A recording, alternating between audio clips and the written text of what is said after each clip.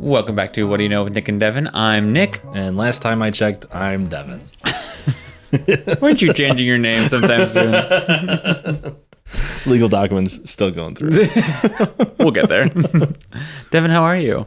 I have such a full tummy. Yeah. We just came back from our lunch break. I know. And I'm not going to lie, a little sleepy. There was a lot of chicken in that wrap. I was kind of surprised. Yeah, they put like, I don't know, 2 or 3 whole chickens in there. That's too much. Oh, okay. But it was a lot of chicken. It was, yeah. And the romaine was, I don't think it was romaine. I mean, it was romaine, but like it was more the top of the romaine than like the middle of the romaine. And I feel like that's more, do you know what I mean? More filling and less watery. And I realized that I don't want just like a dry or a soft wrap. Like I feel like when you get like a wrap, you kind of want a little bit of like a press. You know what I mean? Oh, a little bit of grill mark. Yeah, okay. Like a little bit of warmth. Yeah, you know? That's fair. I'm just throwing that out there. Well, you can leave it on. It's a review for them if you'd like. I've already given them a 5-star review, so yeah, the place that you and Ellie love to go to, I'm gonna go shit on them in the reviews. Shout out, etc. Cafe. Support local business, baby. Hashtag shop local. What do you call it? Yeah, we are a little full, but today's a warm day, and it's really nice to be out, and we are going to. We were talking about earlier traveling. And going to different places. Sure. Where do you want to go next? Outside of the country, I should say. Oh, okay. Yeah. Is it a place that I have been before? Or is like it wherever you want? Oh, I'm sorry. I didn't ask that question at all you didn't. Properly.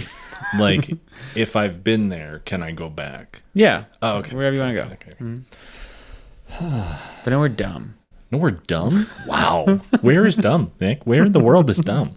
How about you tell us? I'm just saying, like, you can't say, like, not on this continent. How about that? Pick a different one. Okay. Where do I want to go? That's a good question. Because I can feel you being like, I want to go to Ottawa, Canada. I'm like, okay. Not Ottawa. No. Oh, okay. Jesus. No, I would probably go back to, like, Montreal or Quebec if I was going to go to Canada. I've never been in Toronto, though. That'd be kind of cool, but it's very similar to America, so I don't know about that. Yeah. I would definitely go back to Newfoundland. / like okay, yeah, but like that's Canada, so I can't say Canada. Right. Try again. Let's see. The funny thing is though, is like I really want to go to Alaska and go on like a whale tour. Like you go on a boat and you see all the whales and stuff. Like that sounds really cool. But okay, not in this continent. But if you stay within like the icy aspect of things, would you go to the Antarctic? Would you go to Antarctica? No. Well, no? Maybe. I probably, if I had like the time to prepare. Think of all the penguins you could see. I know, that'd be really fun. You get to go like kind of like be by them. Yeah. I don't know if I'd rather go to the North Pole or the South Pole. I know like the South Pole is like where you're supposed to be. Right. And North Pole you have to watch out for polar bears.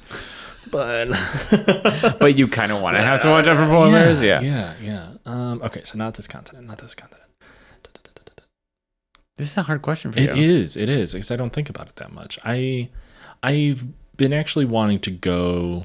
It's very simple. It's just like going over to like Puerto Rico. Okay. Potentially like Cuba. Sure. I know it's similar. It's like, still on the continental plate. Okay, so let's go. But so you're telling me that you then have no interest in like no current interest in exploring like Europe or Asia? No, or I do. Africa. Well, Europe is a little tough right now. Especially that eastern part. So when I was in 8th grade, my grandparents were like, "Hey, we're gonna take you wherever you want to go."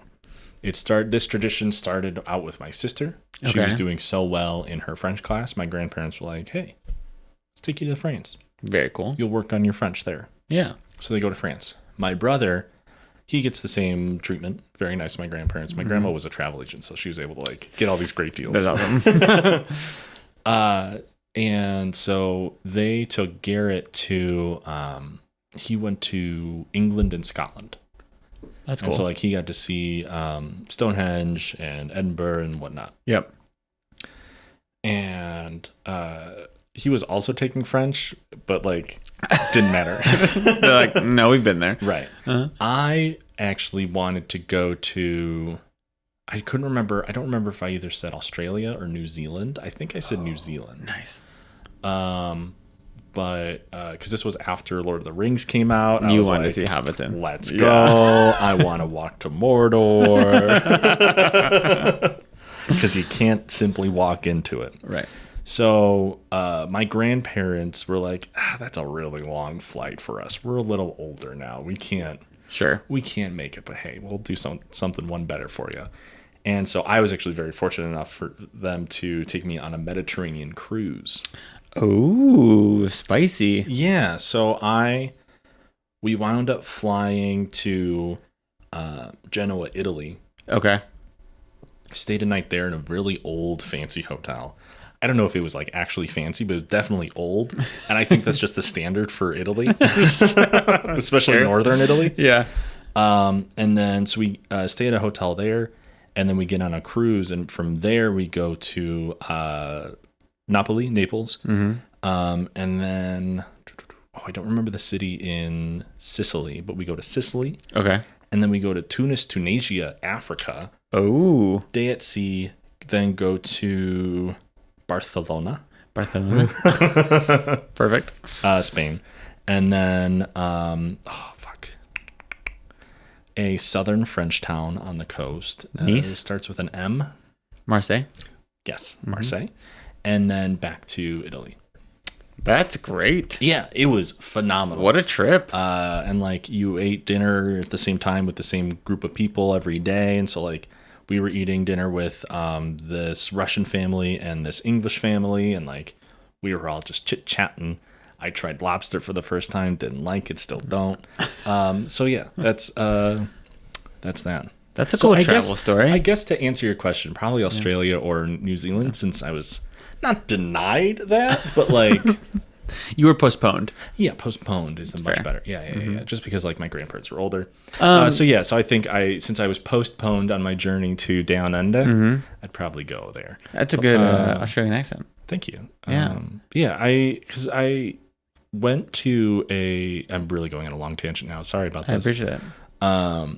Allie and I went down to Kentucky for our like pseudo honeymoon anniversary trip. Mm-hmm. And down there they have a like this Australian zoo. And they have just like a bunch of like this large zoo that you walk through, like, but it's not the Louisville Zoo, it's a different zoo. And you're able to walk in this giant pen with a lot of free roaming kangaroos, and you get to feed the kangaroos. What? And it's awesome. That's wild. So I got to feed some kangaroos, and like their claws are like sharp. Yeah. But they're cute. Except for like the big male ones, they were just kind of like lounging around, like, you know, like a LA Muscle Beach. That's essentially how these kangaroos were. They were just like laying and flexing and just like fully jacked. Yeah, and I tried walking over to one, and then like he stood up, and I was like, okay, I'll walk away. But he was following me. He was like, I know you have food. Get back here. I like the voice that you gave this. Well, that's what he said to me. Because they're like tall like us, right? Yeah, they're huge. They're massive. Huge, and apparently they're just roaming all over Australia. That's crazy. Like as much of our deer problem as we have in the Midwest, it's not a problem, but it kind of is. Right. It's like tenfold for kangaroo in Australia. That's nuts. Yeah.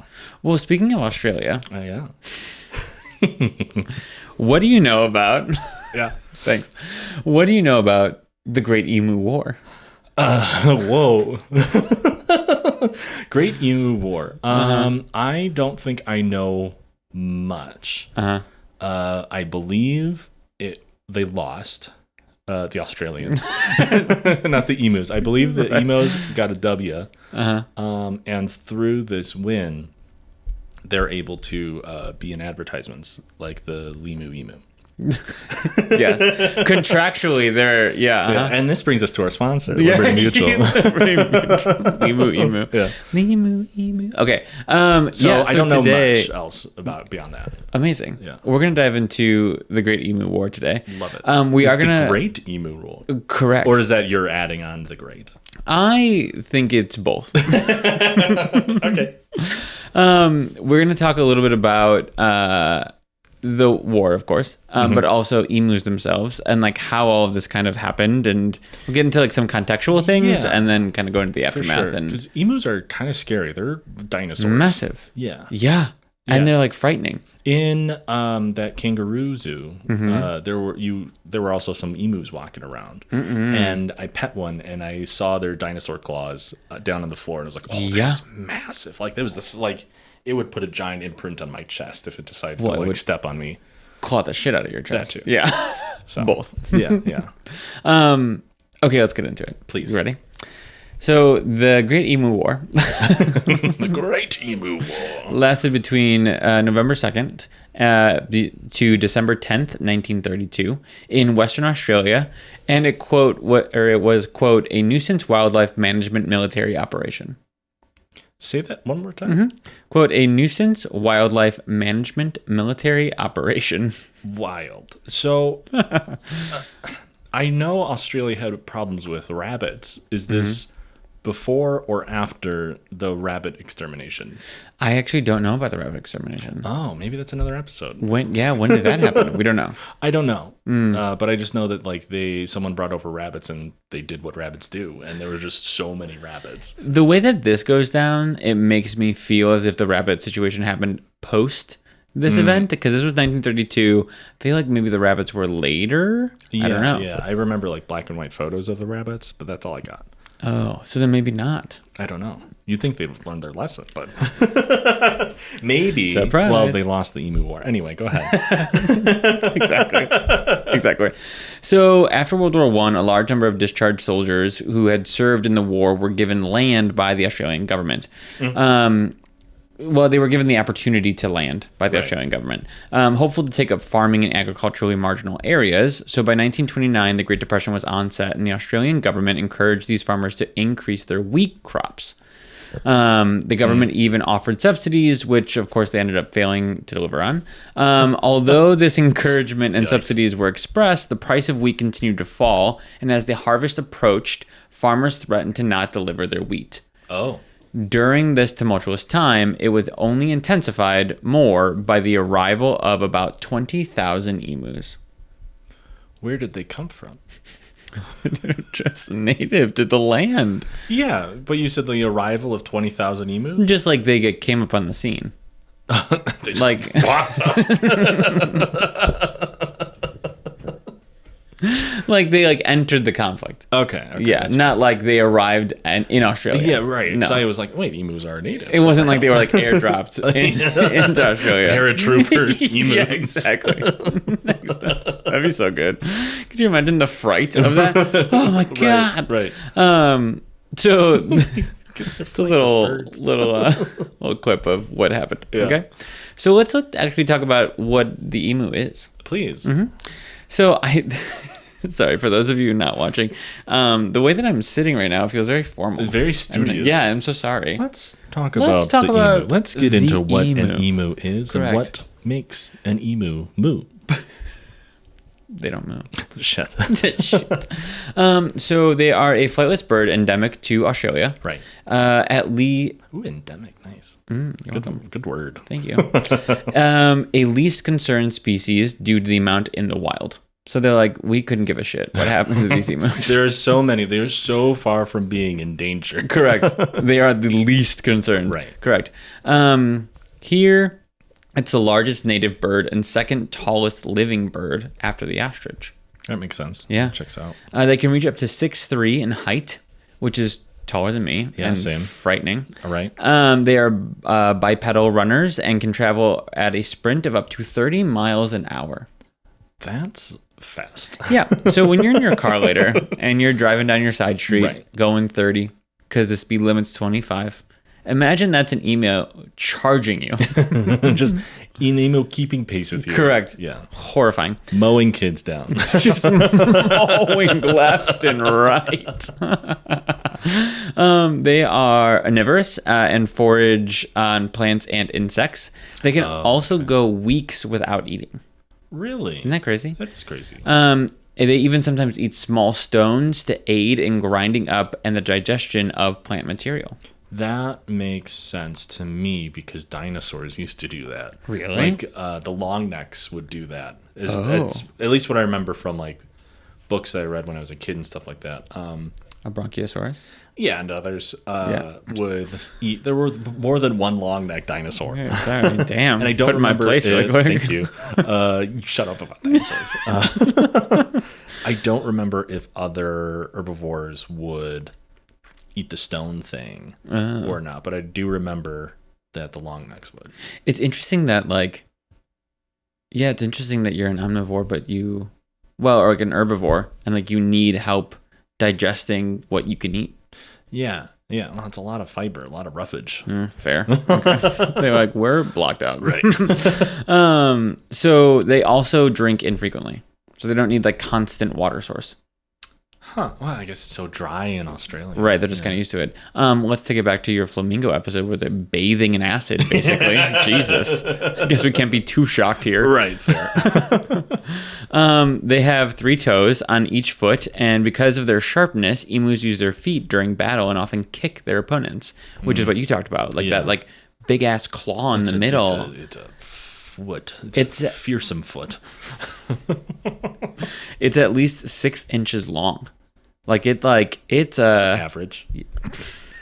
They're like, it's fine, okay? Don't worry about it. It's how I use it, okay? It's not measuring my thing. It's fine. So mating season for emus is between May and June, and often during mating season, fighting among females is common for a male. Really? Like is that females will because fight there to mate are with a male? more females than males? That I don't know. Interesting. But that kind of gives me that would give me the impression. The impression yeah. that there's, because usually it's the other way around. Correct. They're fighting for the female's attention. No, females are like, back the fuck up. This guy's mine. Interesting. And they fight. Females can also mate several times and lay several clutches of eggs in one season. Oh. Yeah. Also, it's a clutch of eggs. Isn't that crazy? Yeah, not crazy, but I'm trying to remember what other animal is like, oh, this is a clutch of eggs. That's clutch. I don't know. Anyway. That animal's clutch. After laying the eggs, the male does the incubation for about 8 weeks. 8 weeks. Yeah. Wow. Which makes sense why they can do multiple, like they can lay multiple the lady's eggs. Just walking off. Right, because she's like, I just shit out these eggs. Time for the next one. That's how the anatomy works. Just saying. The young are also nurtured by the father, and they reach full size after about 6 months, which is nuts. They like after a 6 month. Like I know that there's a lot of animals that they kind of like come out and like it doesn't take very long. Right, yeah. Exactly. But like, yeah. But it's all the males. Is an ostrich egg bigger than an emu egg? I assume. They're bigger. Yeah, I assume so. Crazy. But it's probably not like anything. It's not like, oh my god, that's an ostrich egg versus. I think they're just different. Yeah. Emus are not only a cultural icon that are on the coat of arms and currency, but they're also a part of an indigenous Australian myths. Oh, that's cool. That makes sense. Mm-hmm. Yeah. So there's a couple of myths like surrounding how emus either became a constellation or how they came to be. There's a myth where 2 brothers are like fighting and one becomes this like kind of crane because of the way they fought, and the other one like running away from his brother because he basically killed him. Their family becomes emus to like run faster and things like that. So yeah. Interesting. It's cool myths. Yeah. But it is on the coat of arms along with a kangaroo. So if you need to know anything about Australia, just look at the coat of arms. So that's just a little bite into what an emu is. Yep, there it is. Now we're going to talk about the soldiers' settlements. So as we talked about, like after World War I, they kind of came in, land, stuff like that. So just a little more context around that. So during World War I, the Australian government decided in order to support recently demobilized soldiers, they would sell or lease Crown land to them to begin a life of farming should they choose. The government was basically like, we need to be able to support our soldiers, and that's our part to do that, right? So some Crown land, including Aboriginal reserves, was used for this land that would then either be sold or leased to soldiers coming back. It was decided that state governments would process applications and grant land allotments. So you had to qualify. So whether buying or leasing, the applicant had to be certified as qualified and had to remain in residence on that land for 5 years. Okay.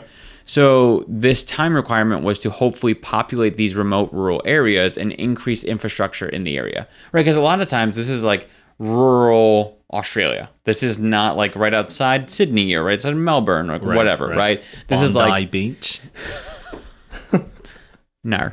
And so they really wanted to start to build infrastructure in these areas, but they're like, we're not going to build it if no one's going to be there, right? And then they were like, well, if you build it, they will come. And so naturally. And so they were like, well, if we make them stay for 5 years, we can start to build that infrastructure, and then naturally, hopefully, like towns will start to kind of come up and things of that nature. Makes sense. So while Crown land was, and by Crown I do mean like capital C, like the crown. Yes. Okay. The royal wee crown. Correct. Thank you. Yeah. I just wanted to clarify because I'm reading it and I'm like, I did not explain what that was. So while Crown land was the most prominent to be used, much of the land was also acquired through purchases, it seems, from the indigenous Aboriginals. Mm-hmm. So it does seem like they purchased more so than just like took for the most part. But again, how did we get Crown land? So by 1924, just over 24 million acres had been acquired or allocated. 24 million acres. That's a lot. I sometimes forget how massive Australia is. It's huge. Yeah. I mean, it is its own continent. Its own continent, right. But still, it is massive, yeah. 6.3 million was purchased. 18 million acres was Crown land. 23.2 million acres had been allotted for 23,367 farms across Australia. Wow. So they're like, we got this on lock. Like, our agricultural scene is going to be crazy.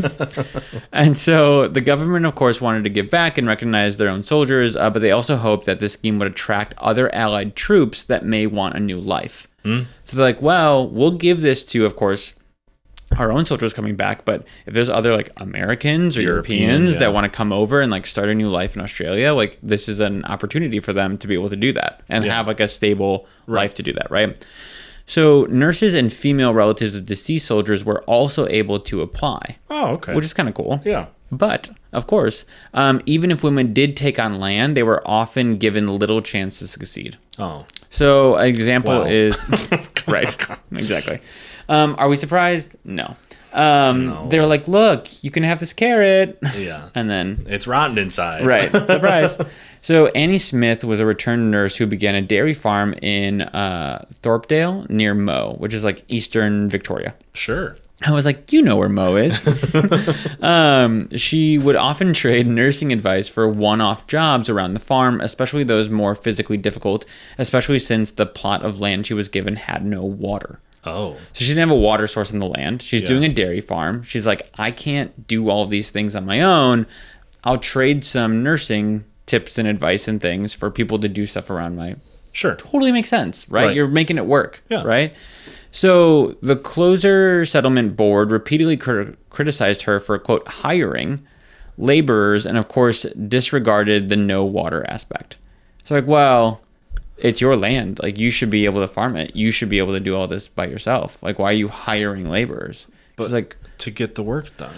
Well, and she's like, but I'm not. Right. Okay. She's like, I'm also trading. To her point, she's not technically hiring them. Right. She's trading a service for a service. But what I guess I don't understand why the issue. What's the issue with hiring labor? Correct. Like, how are you supposed to manage a large enough farm? Correct. But again, this is just them kind of being sexist and being right, because she was a single woman, trying to run her own farm and business. Right. All right.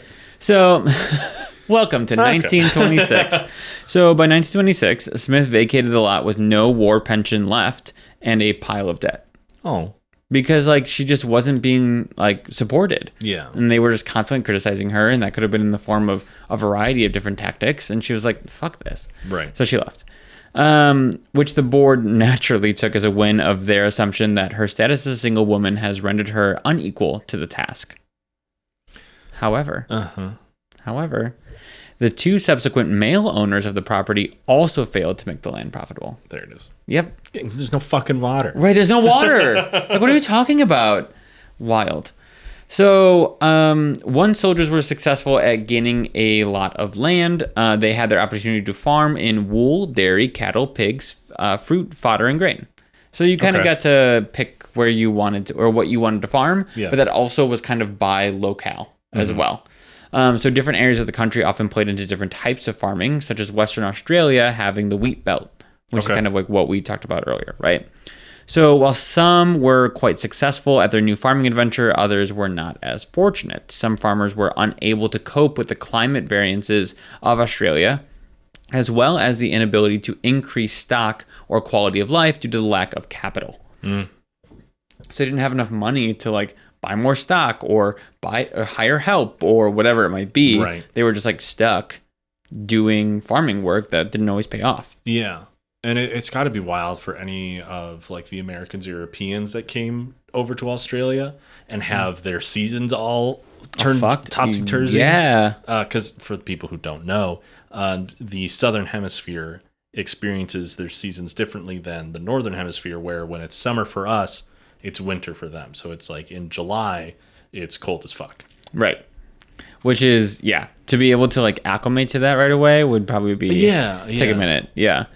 So a lot of them were just unfortunately unsuccessful. And in these cases, most farmers simply walked off the land and back to large towns or cities where they were from.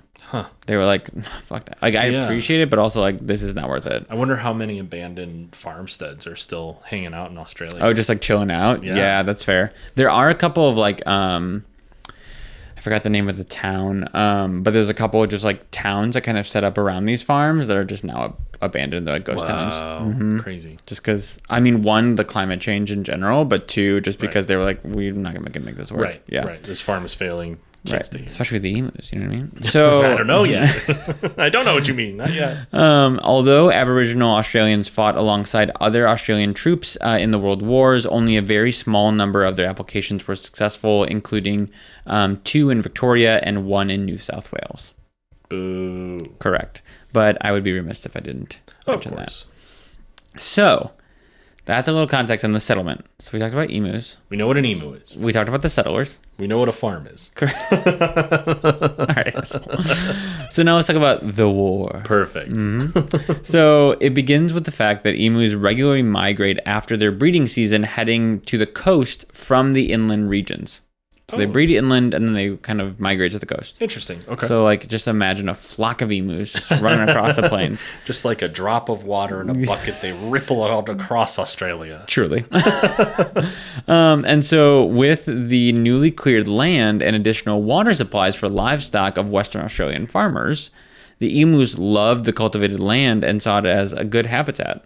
So like, why the fuck do I need to go to the coast? I got water sources right here, and I got all this clear land. I don't need to go all the way to the coast. It's good for this cow. It's great for me. Exactly. And so with that, the emus began to raid the farm territory and consume/spoiled the crops while also leaving large gaps in fences for rabbits to enter and cause further problems. Interesting. I mean, I don't think they were like, oh yeah, me and the rabbits are gonna team up. I'll fuck up this fence so they can get through. The Allies and the Axis all over again, right? Against the farmers, correct?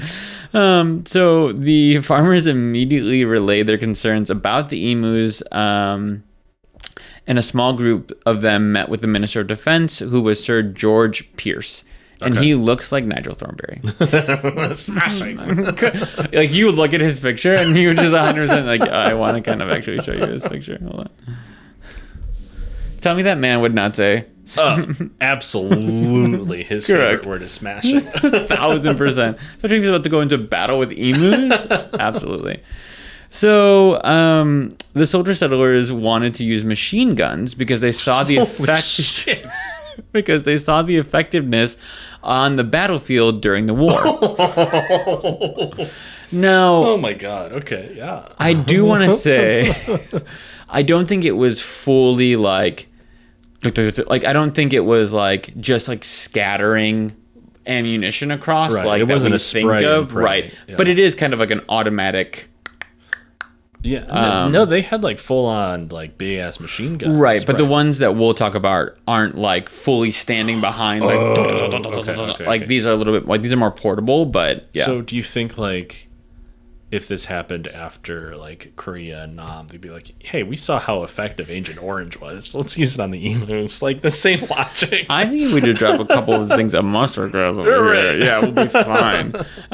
Exactly. Yeah, let's just commit a war crime on these emu. That's what they were going for. They were over it. So Sir Pierce agrees. However, with the condition that only military personnel were to use the machine guns, and troop transport was to be financed by the Western Australian government, and farmers would provide food, accommodations, and payment for the ammunition. Like, we'll give you the guns. Yeah. The Western Australian government needs to actually finance the troops, and farmers have to put in some money to be able to house and feed and all of those things. Yeah. It was also viewed that this agreement of supporting Western Australian farmers was to stave off the brewing secession movement. Secession? Mm-hmm. So basically at the time, Western Australia was rousing support to secede from the mainland. Really? Even voting with a 2/3 majority, but it was unsuccessful in the implementation of the secession. Interesting. Yeah. They were like, we out. We don't need to be a part of this. Yeah. I wonder if like they were just like, we don't want to be part of the crown anymore. Or we were like, I wonder what caused them to consider that. Try to go into it more. Yeah. Yeah. Well, something I'll look up. There we go. And that's tool for later. And so when they were like, this is probably to be able to show support for Western Australia, so like get them to stay, they actually hired a cinematographer from Fox Movietone and was enlisted to document the support. Okay. Like then we can like advertise like, look, we're supporting Western Australia and farmers and right. It's like, ugh, propaganda. And so military involvement was to begin October of 1932. Military was under the command of Major Gwyneth Purves Wynne Aubrey Meredith of the Royal Australian Artillery 7th Heavy Artillery. That's a mouthful. It's a mouthful. We're going to call him Major Meredith. Perfect. Which I also love because in my head, every time I say Major Meredith, I just think of our friend Meredith. Fucking attacking emus and commanding a military operation. The girl that's afraid of raccoons. Yeah. Is now on an onslaught of emus. Perfect. So keep that in your mind as we go through this. So Major Meredith commanded soldiers Sergeant S. McMurray and Gunner J. O'Halloran, armed with 2 Lewis guns and 10,000 rounds of ammunition. So Lewis guns were a light machine gun that was easily transportable and would position itself on something for stability. So it kind of had like the little kickstand, and then like it would be on the ground usually, or like on a tree or something like that, right? Yeah. So after delays due to rainfall that caused the emus to scatter, the operation began on November 2nd, 1932, with the orders to collect 100 emu skins so their feathers could be used for hats. Oh, okay. He said, all right, whatever helps. Just use the whole emu. Right. Like I thought no matter what, we were going to just kill a bunch of emus, but sure, we can say the purpose and how many you'd like. Yeah. So the first attempt. Oh, God. So 50 emus were sighted near Campion, and the men set out. Initially, the emus were out of range of the guns, and so their local settlers attempted to herd the emus into an ambush. The birds were too smart, though, and they split into small groups and ran, so they became a difficult target. Right. Quote, a number of birds were killed during the ambush, and close to a dozen were killed in a small flock later that day. So I want to say roughly 20 birds were killed at this point. Probably. Yeah. So November 4th. So that was November 2nd. Now we're at November 4th. Great. Major Meredith set an ambush near a local dam as they sighted a flock of close to 1,000 emus heading their way. They're like, could you also just imagine 1,000 emus running at you? I have trouble picturing one emu. Have you ever seen those videos on TikTok where it's like, it's, 5 billion like Goombas against versus like 5 Legolas. Yeah. Like this is what I imagine. It's 1 military personnel against 1,000 emus. Right. But then they're like, oh, by the way, Legolas can like fire 10,000 arrows at once. Yeah, exactly. Not realistic. Right, exactly. Yeah. And I also like that we're mad that it's not realistic. I want a scientific thing. Correct. Okay? So they set the trap for the 1,000 emus heading their way. The gunners waited until the birds were closer in proximity this time before opening fire, which, smart. Okay. Yeah, finally. Just wait till you see the whites of their eyes. So, however, after only 12 birds were killed, the gun jammed. Why they only had one gun at this point, I don't know. Wow. So the rest of the emus scattered before they could be shot, and no more emus were sighted that day. Yeah. Part of me wants like the emus to retaliate, like guerrilla war style. 1,000%. Like they set their own ambushes. Right. Yeah, right. exactly. They do like some crazy Rambo shit. They put on like headbands, war paint. But it's the blood of the soldiers that they've killed. Exactly. Yeah. So Major Meredith now decides to move south because it said the birds are fairly tamer further south. Sure. Whatever you need to tell yourself. Okay. And only small success is seen here. Yeah, I don't think that's how that works. Correct. So by November 6th, 4 days into the campaign, military observers noted, quote, each pack seemed to have its own leader now, a big black-plumed bird which stands fully 6 feet tall and keeps watch while his mates carry out their work of destruction and warns them of our approach, end quote. That's brilliant. That's crazy. So military is now like, they have like scouts. They're organized. Truly. Like, that's where they're at. Like, when I started to read more of this, I was like, what the fuck is going on? What is happening? Wild. Truly, truly wild. So at this point, Major Meredith even tries to mount one of the Lewis guns on a truck to be able to be mobile, but the truck is never able to gain on the birds. And, and the ride is too rough for the gunner to take any shots. Yeah. Amazing. So November 8th, 2,500 rounds of ammunition have been fired. The number of emus killed is uncertain. Some reports estimate 50, others range 200 to 500. I was like... And what was their initial goal? 1,000? Their initial goal was just like, go. Okay. Just like, kill them. Okay. Yep. So Major Meredith notes in an official report that his men had suffered no casualties. Which, gotta take your win somewhere. The fact that you had to state that is so embarrassing. Yeah. I mean, I guess like, oh, we had an accident with like our ammunitions box. Like, whoops. Wow, thank God, none of them. No casualties. Right? No emus charged. Because honestly, if 1,000 emus actually did organize and charge them, they would have been killed. The gun jammed after 12. Right, they could have went for it. That was their moment. Right. So there's 988 left. We were watching this Alexander the Great documentary, and there's a point where like Alexander like did this thing where he likes to charge in the middle, and so they're kind of losing this battle, and then he notices right at the right point that there's this opening they can take to get to the center of the center of the Persians, which their king is always in the middle of their army.